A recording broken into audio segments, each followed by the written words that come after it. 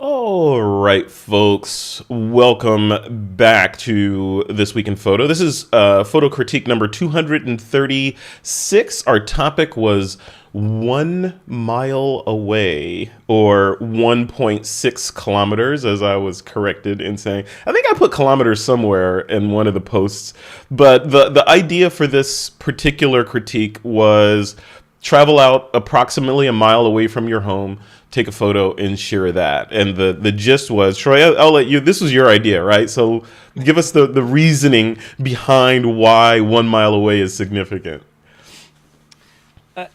Because I thought of it. Because I pulled it randomly out of my butt. You're supposed to come up with something. This is show business. You're supposed to the intricacies of 1 mile, is long enough for this, but too short. You're supposed to come up with something. Come on. I know.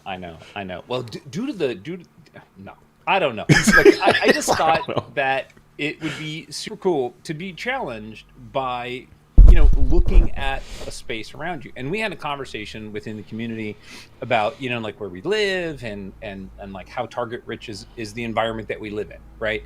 And then the challenges of making images within that space. And so I just thought, that would be really cool to see what is around us like a mile within our space.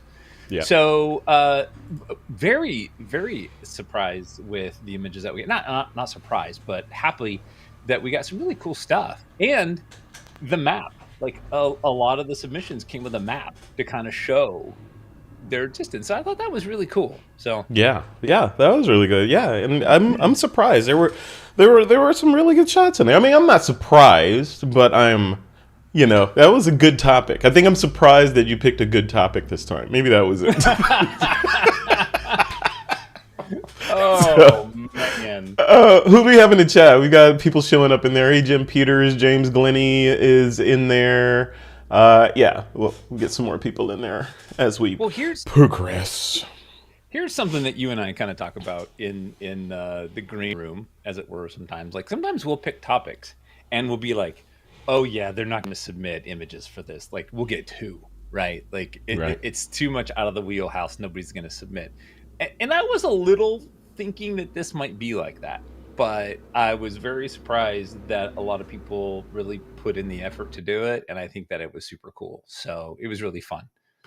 Yeah. And I think I think we should do more like this, like these geography kind of focused critique topics. I think that works. I like it. Before we dive in, any thoughts? I mean, I know you've picked the next critique topic already, so we'll leave that towards the end. I know that was my behind the scenes reminder to Troy to pick the next topic before we get to the end of the show. So, what's going on in Troy world before we jump into the screen share? I am doing a remodel upstairs, so I'm in the process of building 2 bathrooms, painting, leveling floors, laying flooring. Thus my attire. I literally just walked away from it and sat down. So that's what I'm doing right now. Yeah, that. Nice. And then the wedding season is picking up, so we're doing a lot more interviews and client meetings and shoots and. Yeah, just busy. But right now it's a house project, big house project. So yeah, that's good. You've been doing that for quite some time. I know you're looking forward to that being over.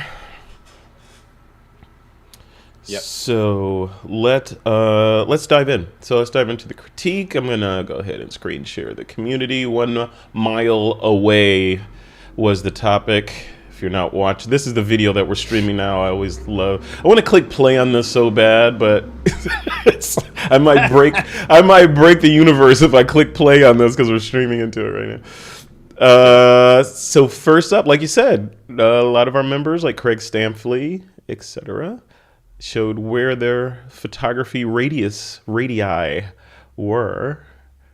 And let's see, the first one up. Any more replies on this one?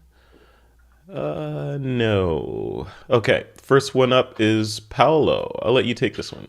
Go for it, Troy. Oh, nice. Hang on, let me get to that image. I was drinking my breakfast.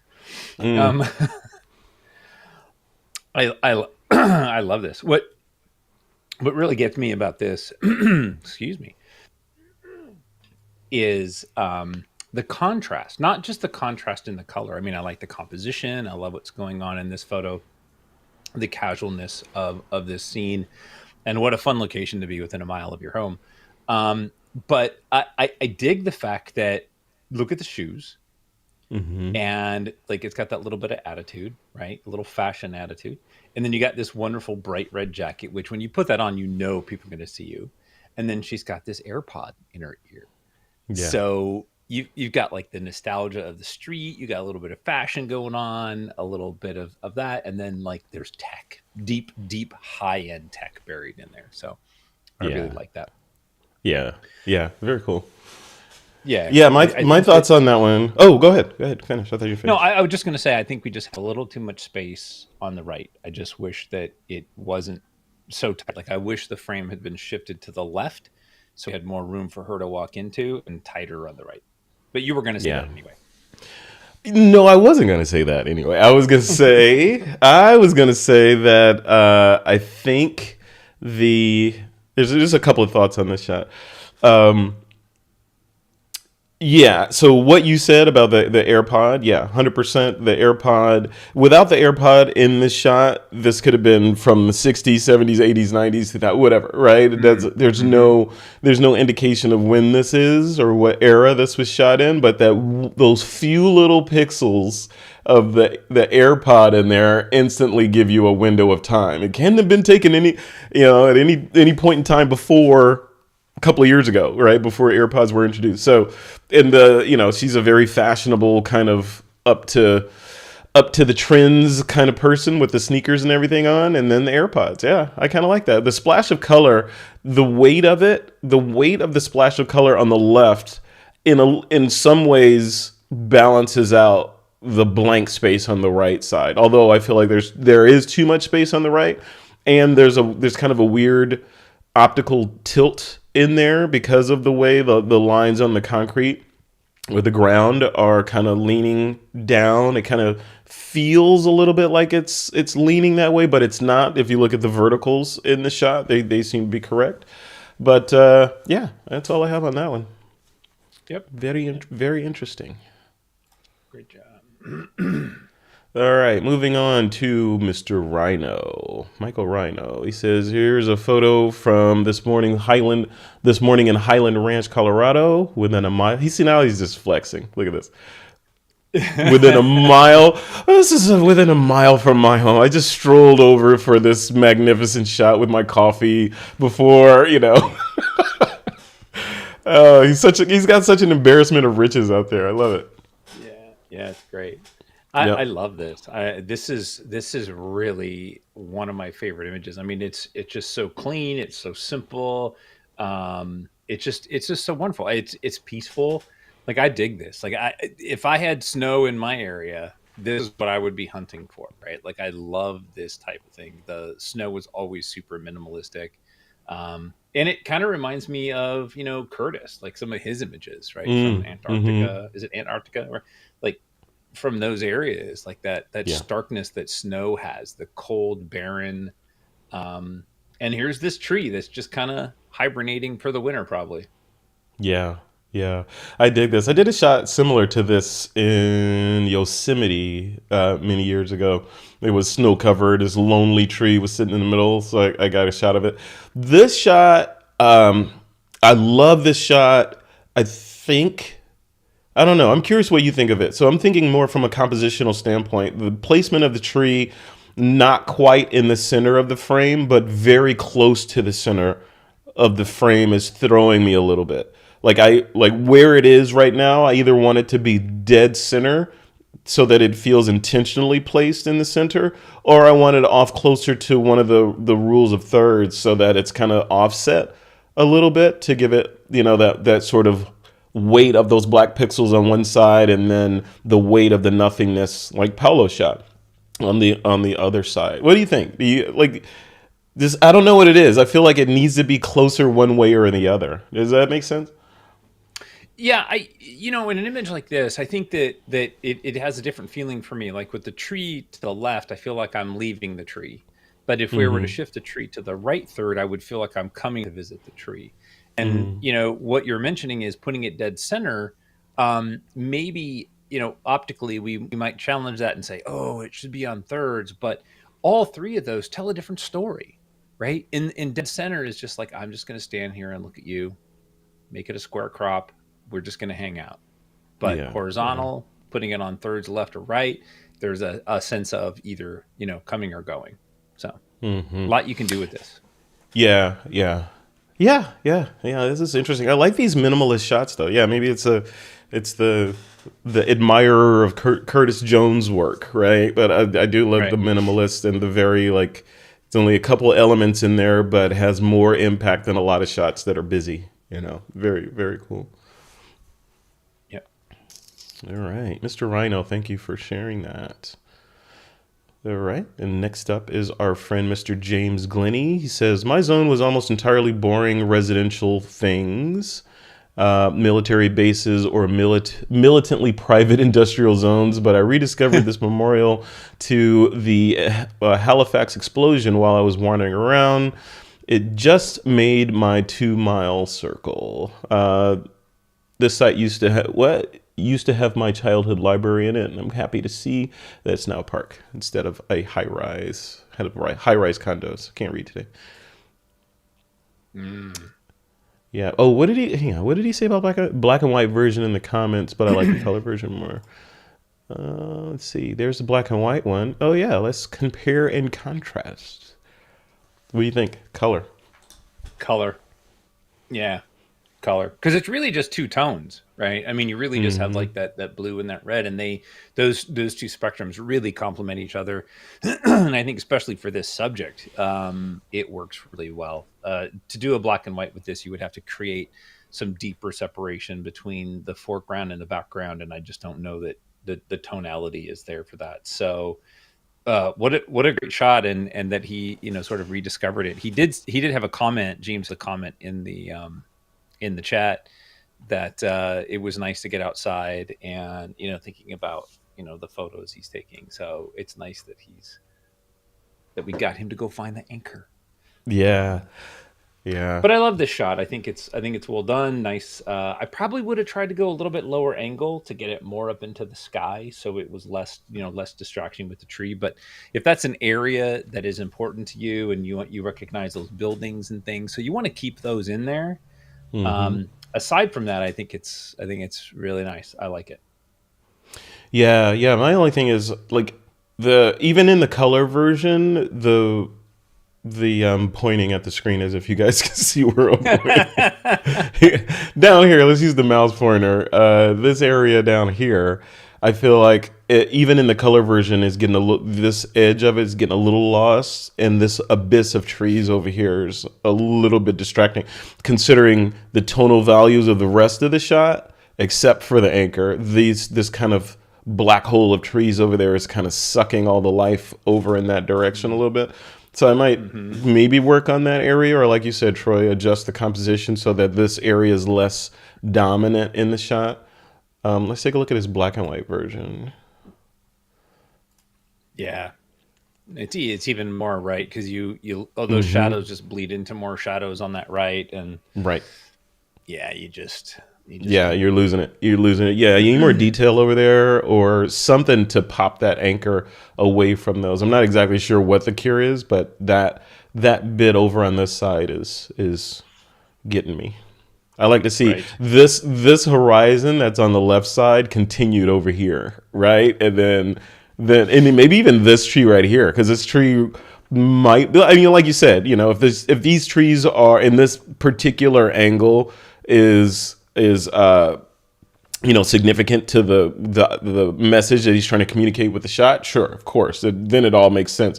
But on a pure subjective photographic basis, I think I'd like to see that tree, both of those trees, this tree right here and these bushes right here, replaced with something that looks more like the left side of the horizon, and then this guy has a chance to pop out and shine against that sky. But Hmm. Yep, yep. very cool. It'd be a And there's our good circles. subject to light paint. Yeah, right. Let's look at that again. Yeah. Like, how would you light paint this? Would you do it with strobes or flashlight? I like using strobes Mm-hmm. because it's easier, and they kind of Mm-hmm. flood the scene. But this would be really fun to do with either or, because you got these neat angles, these neat reflective surfaces. You've got that texture in the concrete. Like, man, there's so many cool things that you could do with this. And then, of course, the trees in the background, right? They make a great background that you could shoot with a shallower depth of field lens, and you Yeah. could light paint them different colors. Like, man, there's so much that you could do. Totally. I mean, if you wanted to just go in and on this and practice your Photoshop skills, right? You could select that all the foreground elements, right? And all the elements that you want to keep and do some surgery on that background and very convincingly like, make your own horizon back there. Like if you had this Mm-hmm. shot and the client was, and now like James was saying, they'd gone in later and put condos up, right? Now the shot is never to be had again. Now you need to, but the client needs this shot because this anchor is significant. With the condo or without the condos, Without the condo, or maybe with condos, right? You could put condos right? back there if you want. So yeah, it'd be interesting. And because the subject is so prevalent in the shot, it wouldn't be that significant to select it very cleanly and do whatever you want behind it. So Right. very fun. Love it. Right. We may Thank you, have our Mr. next Glenny. new critique subject. Anchors Yeah, anchors or compositing, right? Yeah. or light painting, maybe, or light painting. I'm just saying. Yeah. Okay. We'll see. We'll see if we can do that. Let's discuss when we get to that point. All right. Up next is Rick. Mr. Killboy says train spotting our neighbor to the north. Oh, Yeah. cool. There you go. I'm okay. All right, right away. I mean, right away. It's tilted. It's tilted I to knew the you were right. gonna say, it's like, It's just like I can't not see it. Like right away, I'm like, oh. yeah. Any kind of lines bisecting an image, you automatically want to see if they're straight, right? Yeah, yeah, and it's hard not to see that right away. Sorry, Rick, I grabbed that right away. Um, Other than that, I love the shot. I love the foreground, middle ground, background. I wish that we had some more tonality to help create that separation. Like burn down the foreground a little bit, maybe saturate the red just a tad, and then Hmm. you have your sky to kind of create layers and separation. Right now, they're all kind of on the same layer of saturation and color, same layer of contrast, and same layer of focus. So Yeah. think about creating depth in there. Um, I would probably also crop out the parking lot. I'm curious what Frederick thinks about that, but I would probably Mhm. crop out the parking lot. I think everything curb up is the hero of the shot. So Yeah, yeah. I agree 100% with that. That's what I was going to say. So the horizontal or the horizon line feels like it's tilted to the right. So I would fix that. All these pixels used down here at the bottom for this parking lot, unnecessary. I'd crop right above the curb. I want the grass in there because I like the strata of grass, then rocks, then tracks, then yeah, caboose, I'm guessing, and then the sky. So I'd crop that. But then I'd also, if possible, I think what I'd want to, if all things being equal, if this is possible, I'd want a little bit more space on either side of the car, the crop at the bottom, and change a change of the perspective so that I see more of that mountain range in the back. Do you see that mountain range back there that's yeah, peeking up? Like that would be an amazing element if there's mountains back there that you can, so that you could have foreground, train, mountains, then sky. Especially the snow-capped mountains and then right. sky. Right? That'd be amazing if it's possible. I don't know what the rest of that range looks like behind this car, or if it was possible to get that angle. But if possible, I would love to see more of those mountains back there. You'd have to get up higher, right? So and shoot down in order to get that from this angle, right? Based on where he's standing. I mean, you're not going to Yeah. go down. You go down lower, you're going to obscure more of the mountains. You need to go higher.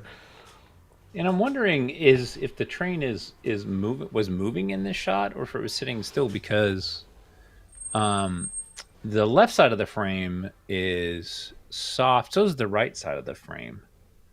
So Mm, it's either a lens issue or it's moving. interesting. Do we not have any metadata in here? Oops. Do we have any metadata? So we don't know what the No. shutter speed is. Yeah. No. And what do we? Is it what? Oh, 500? that's how What? that's how That's far the it is distance. from. Okay, I got it. Yeah. Yeah. Okay. Very cool. I love Nice. this. I love the inclusion of the data, of Yeah. where the shot was taken. That's really cool. Not that we wouldn't have believed everybody, but it's cool to see and what you Uh huh. found. Uh huh. Yeah. Self policing is good. Look at that. It's fun. All right. Next up is Eric. Eric Pronsky. Pennybaker Bridge. And Texas bluebonnets, our state flower. Image taken this morning, about a mile and a half from my house. Our wildflowers are blooming about 2 weeks early. Mm. That's stunning. Look at that. Yeah, that is Good really job, cool. Neat Eric. angle. Mm-hmm. Those triangles in there, those geometric shapes. I see a bunch of triangles. Yeah, yeah. So, well, I get distracted when I see images like this. There, and I'll just kind of tell you where my brain is going. And before I do the critique, right? It's like, ooh, bring the exposure down. Ooh, the sky should be selected separately with a little bit of saturation. Oh, the bridge has those highlights on there. We need to select those and bring those down. Oh, look, there's a red flower in amongst the blue flowers. How can I show that up? Okay, now let's just talk about the image, right? All that On happened in a split second, right? Yeah, how would this look in black and white? No, because then you'll lose the bluebells. Like, okay, we got to keep color. All right, what do we do now? Yeah, yeah, for sure. um, but I really do enjoy this. I think we have a little too much space on the right. I want the bridge to almost end at the right frame. I feel like that extra space there really doesn't work. Yeah. And maybe just some of the things that I highlighted. I think that it feels a little hot, a little bright. So the highlight on the bridge, the sky, even the shadows. Let the dark shadows go darker, and bring those tones down. Give it some more meat. But I love it. Great Yeah. great capture. Yeah, yeah, I agree. I think that, that and the sky, everything you said, I'm just going to append to that. But yeah, definitely the right side of the frame. Like you said, end it right after, maybe around this area, like right in there, right? Mm-hmm. So, Mm-hmm. yeah, just kill it like right there. Get rid of that. Maybe trim a little bit off the top too. And but as far as the composition, that would give us more of the idea that this bridge is cutting through the frame, because it's cutting all the way to the end, which gives us kind of a different compositional feel. That sky, I feel like, was much more fantastic than what we're seeing here. I bet like a little bit more saturation in those blues to pop the whites of the clouds out a little bit, with a added to the illusion that of what was going on this day. And those flowers, I feel like the flowers are accurate, but do we want accuracy? Do we want slightly oversaturated perennials in there? Do we want, like you said about that red flower in there, do we want that to pop a little bit more unnaturally, or what? And then I guess the last thing is, I'm going to ask you, Troy, like what looking at this on face value, as we do, what is the subject of this shot? Yeah, it's the bridge, right? And then Yeah. we have the Mm-hmm. the flowers are a nice accent. When you Yeah. when you talk about like the saturation or the accuracy of color, it. I don't know what time of day this was, but it looks like it was like earlier, maybe early afternoon or late afternoon. But this might be a shot to come back to, like, for really early or really late when the light's even better, right? Or come back time Yeah. and time again as the weather changes. This shot will change over time and get better and better because of the quality of light. Uh-huh. Yeah, and what about light painting? This would be interesting as a light painting experiment, right? Except Because for you the don't have to. road part and the cars. Right. Right. But from this angle, like again, so yeah, either with flash or with a powerful or a reasonably powerful flashlight and a tripod, right? You could Oh paint yeah. this. You could paint this bridge and maybe do a separate exposure for the flora in the front, the flora in the front, and composite them together later. So your sky, your bridge, and your flowers. Yeah, yeah. What a Interesting. great subject for the next critique. Hmm. Oh, here we go. Here we go.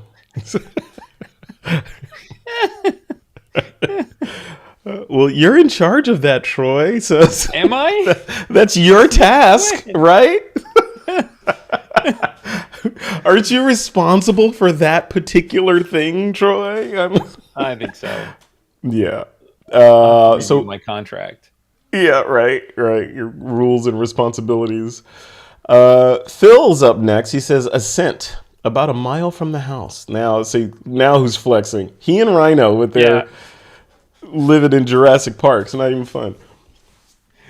Well, I knew that when we picked this topic that there would be a couple people that would have an advantage over other people, and knowing that Phil goes out and sees this quite often, so that's great. I mean, like we get to benefit from that because we get to see his photos, which we really enjoy. And this, this is wonderful. I mean, this is one of your best, Phil. I love the soft tones in this. I love the fact that you don't have confusing elements, and I say that sort of in jest because I know that when you enter these things in competition, you have sea palms in there and stuff. Like judges don't know what they are, and it's confusing, right? And so this is just very simple.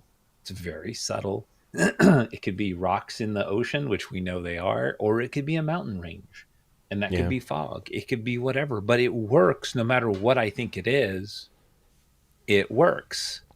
So, Yeah. winner. Yeah. Tag that one as one of the winners. I agree. Yeah, I like that. I like that a lot. I like it in his. I like his tasteful use of the keyline border to add separation between the high key shot and the white border of the print Yes. itself. Yes. So very intentional and noticed, Phil. Very very well done. And yeah, just the shapes that he's able to capture are just it's stunning. Like when I see this one, I always see different shapes in Phil's work. In this one, I see two fists for some reason. like just like you put up your dukes like the old school, right? I don't know. I like it, but that's art. Now It's that's all I see. see, that's it, right? Gosh. That's what it is. Phil, you did it. You did it. You're getting in our brains with your work, man. It's very cool. I love it. Yeah, and all his Phil's work just feels like it wants to be printed big.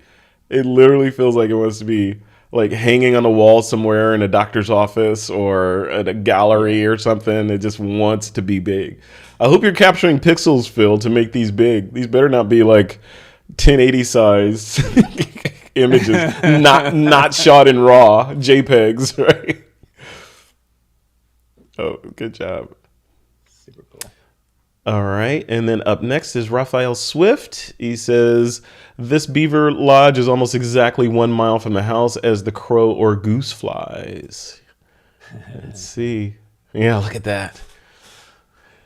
Oh Beavers wow, doing their this looks like thing. this looks like the cover of like a Cabela's store brochure or like a hunting magazine or an outdoor hiking magazine or something like that. This is really For sure. wonderful. Absolutely. Absolutely. Yeah, I love the shallow depth of field that we have going on here, where you've got that way distant shoreline is soft. I think that is super nice, and then the foreground, whatever those are, the weeds or the grass, is really nice and soft. It creates this wonderful depth in there, and we know exactly who your subject is. We know right where to look. Composite, you're checking the horizon. Yes. Yeah. Did you see that? Yeah, I already did that. Yeah, I already did it. It's That's the secret yeah. trick. Shift Command 4 makes a crop to check horizontal in the images. If you Yeah. release the mouse button, you'll take a screenshot, but if you hit escape, it goes away. So Yeah. So I really love all those things. I think that this is super wonderful.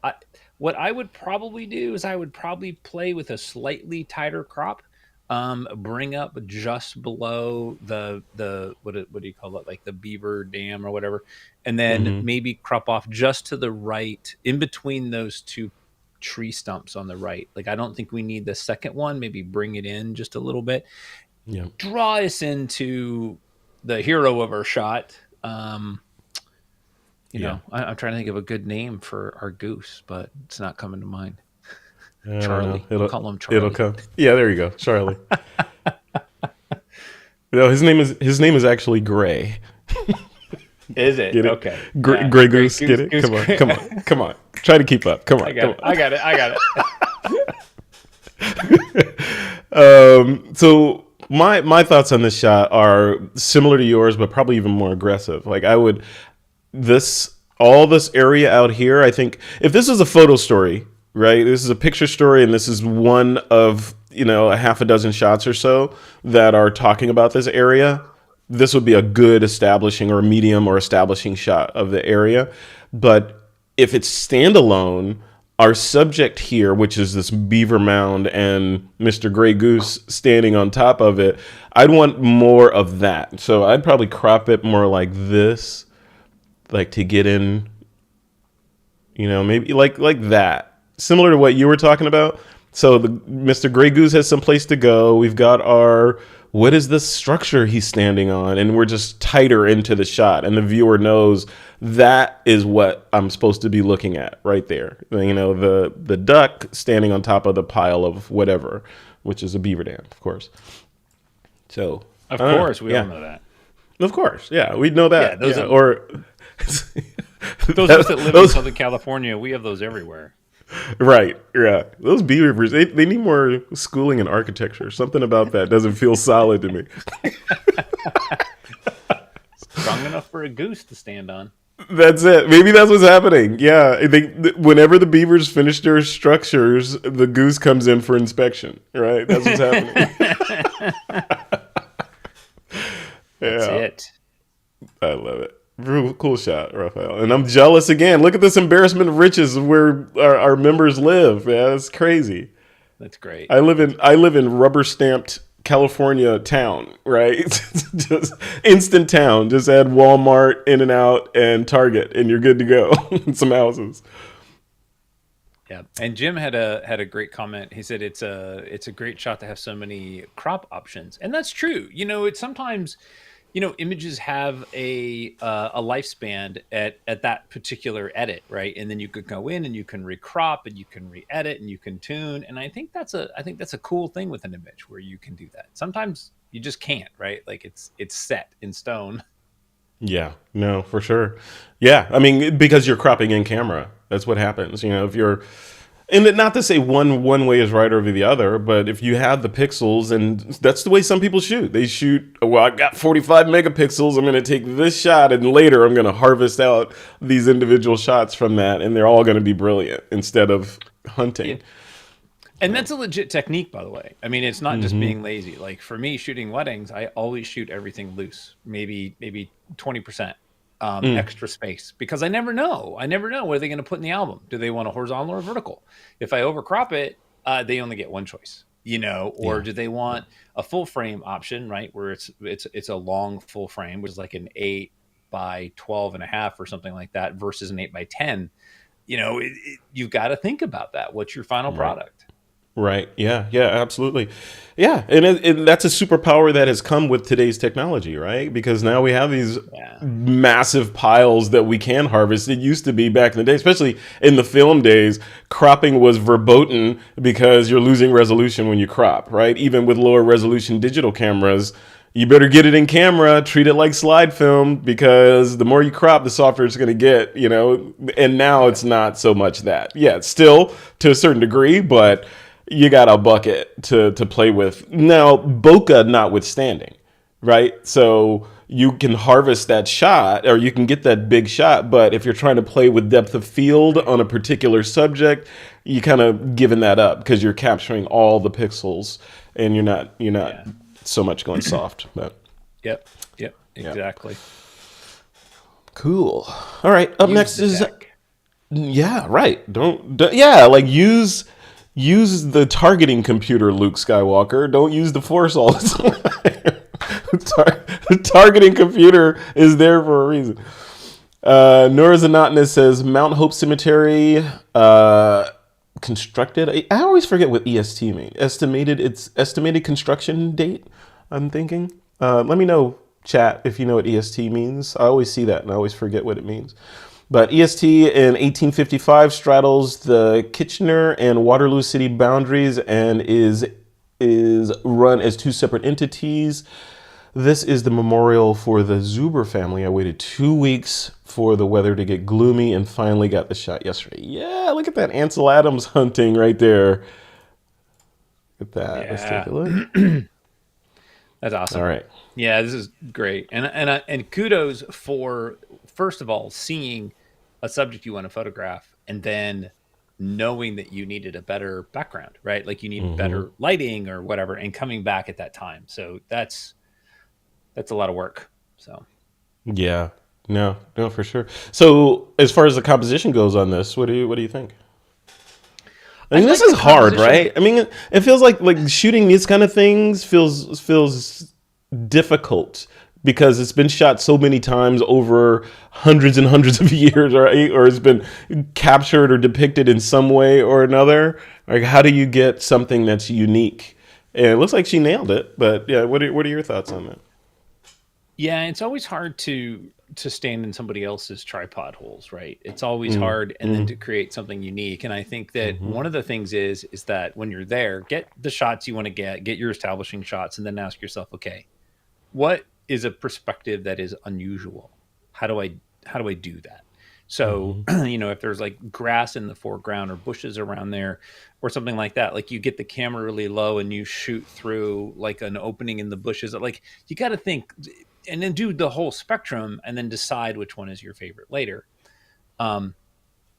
For the shot that Nora has presented to us, like I really love the shot. I do wish we had some separation between the memorial, the monument, and the trees. So like a slight step to the left to create a little bit of that separation. So this was up into the sky, and the trees were sort of like companions in the background, right?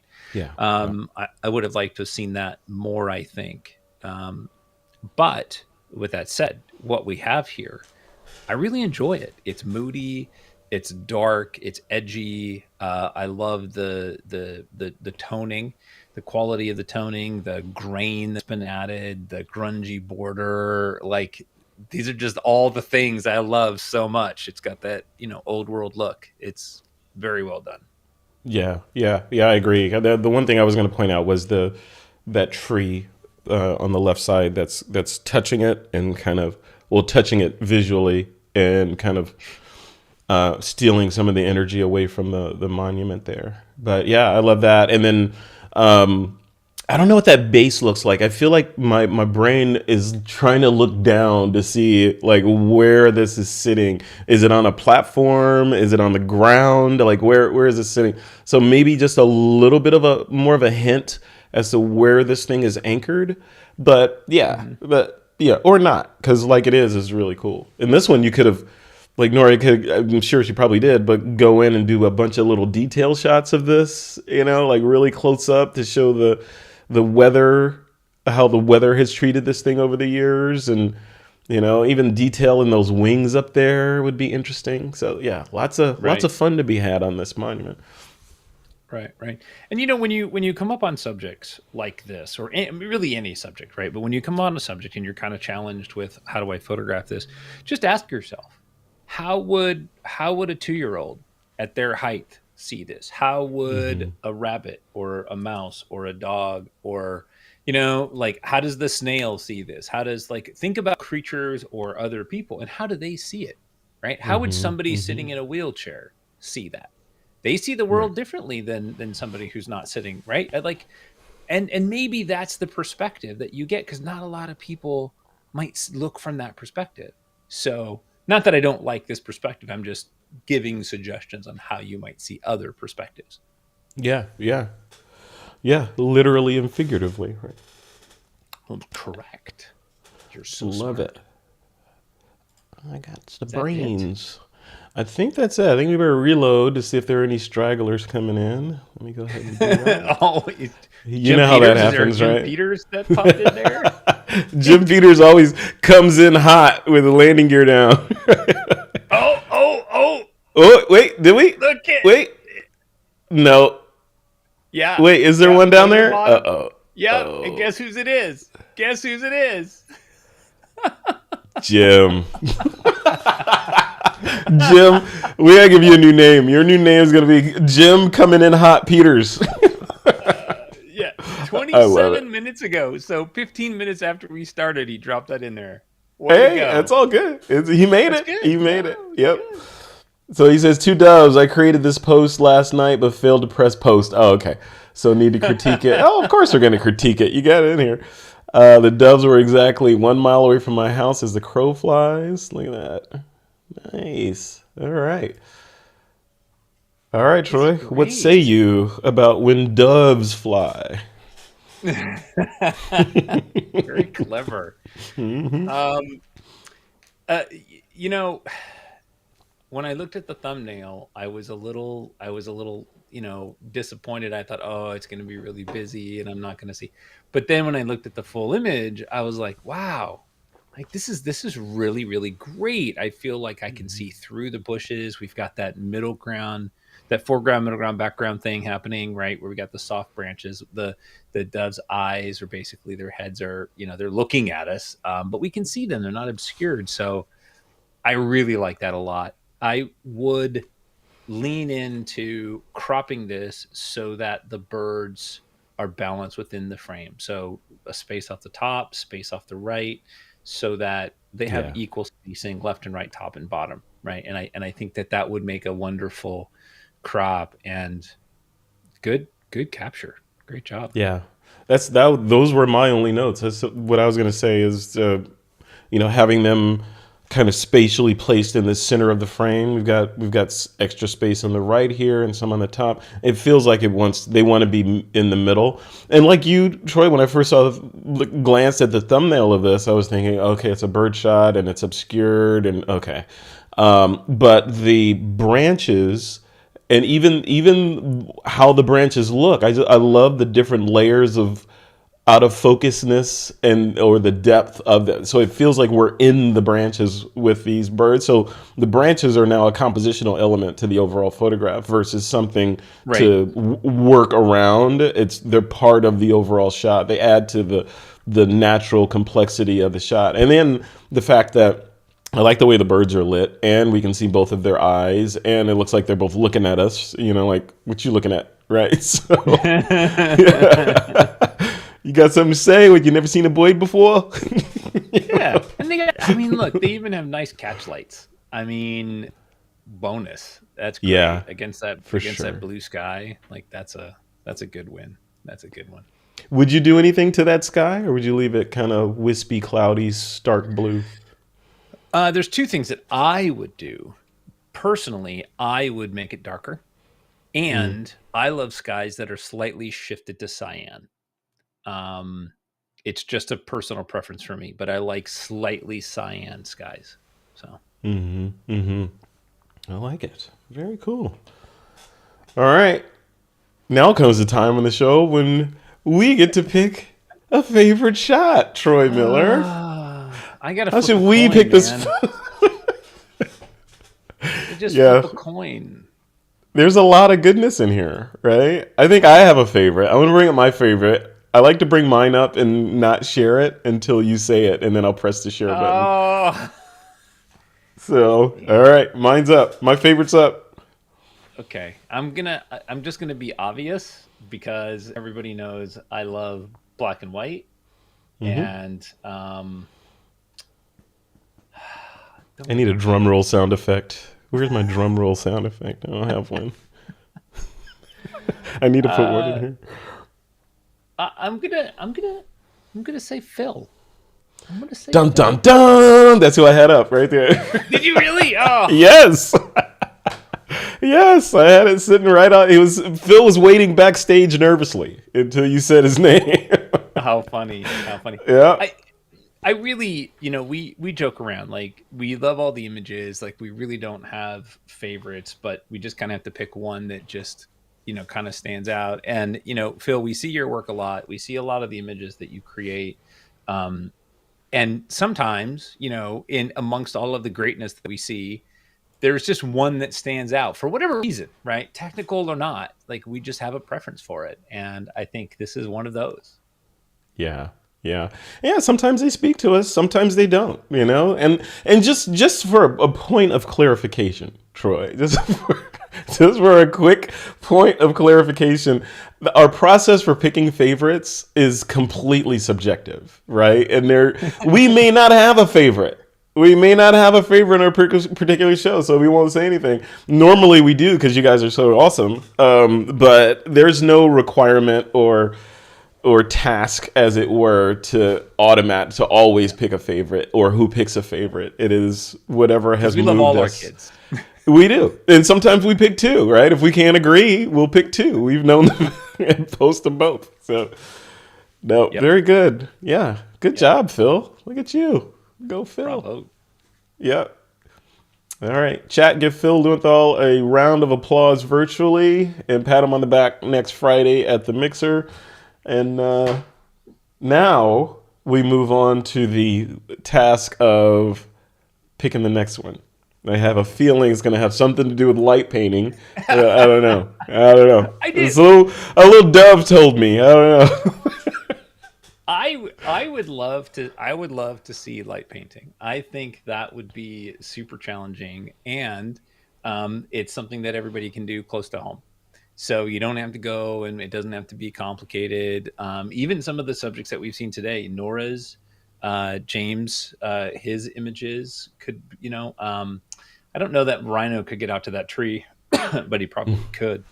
Yeah. There's a lot you could do with light painting, and light painting is quite wonderful and can be quite simple, right? One or two images composited together, flashes. Even the stuff that we saw from Eric Pronsky at the bridge, you could do light painting on that bridge where the cars come in through there in the early evening, could be part of the light that you use for painting, and then you paint in when it's darker. You could actually paint in on the bridge with a strobe. Or there's lots you could do. There's lots. I think All it's worth trying. Let me know if you hate the idea.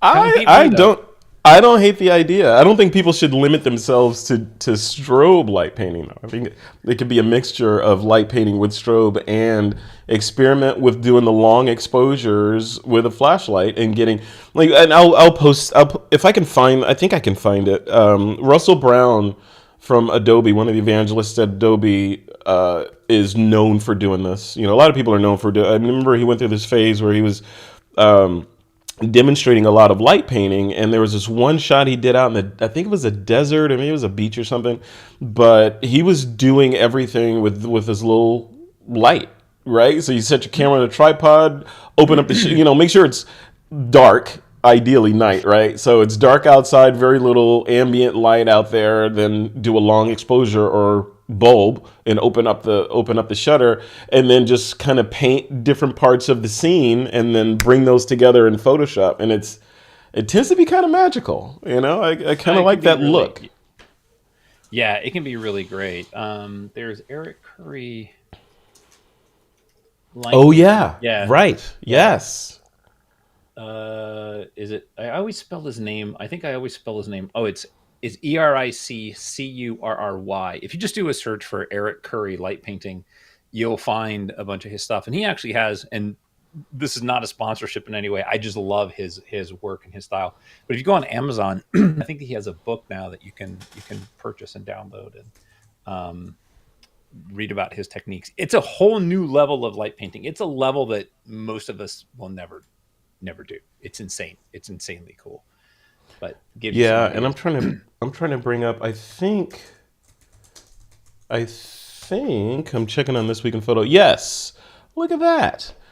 So on This Week in Photo, I did an interview back in 2022 with Eric Pare and Kim Henry about light painting and their techniques for light painting. And look at that. That's light painting right there. Look at some of their work here. It's just This is light painting, just outstanding, right? Like, let's take a look Yeah, at it's look at a that. very interesting technique that is a little different than what would be considered traditional light painting, right? If we go back Mm-hmm. to pre-digital, light painting is where you're painting your subject with light, and then now you can add these other elements to that as well. So to clarify, whichever you want, think about that. Yeah, or both. You can, Yeah, nothing of says that you course. can't combine these, right? So, like this one, like this could have been a pop, I doubt it, but this could have been a pop of a strobe to get her lit, and Hmm. then, whoever's back here undulating with a light wand or something, probably Eric, right? And look at the reflections on the water in front.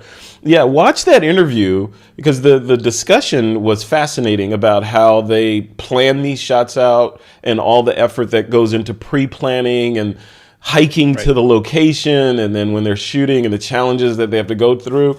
You right. don't necessarily have to go through that for this particular photo critique challenge. This one's more about if you haven't experimented with the technique, to try it and experiment with it. If you have, do something different, right?